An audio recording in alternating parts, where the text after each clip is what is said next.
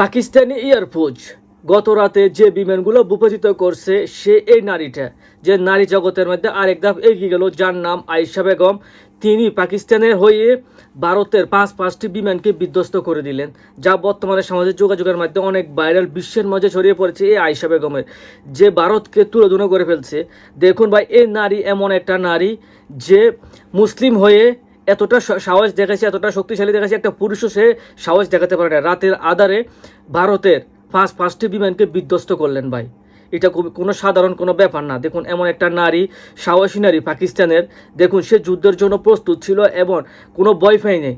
রাতের আধারে ভারতের পাঁচটি বিমানকে বিধ্বস্ত করে মাটিতে ভূপাতিত করলেন এবং ইন্ডিয়ার সৈন্যরা পরাজিত হয়ে দেশে ফিরলেন সাদা পতাকা উড়িয়ে।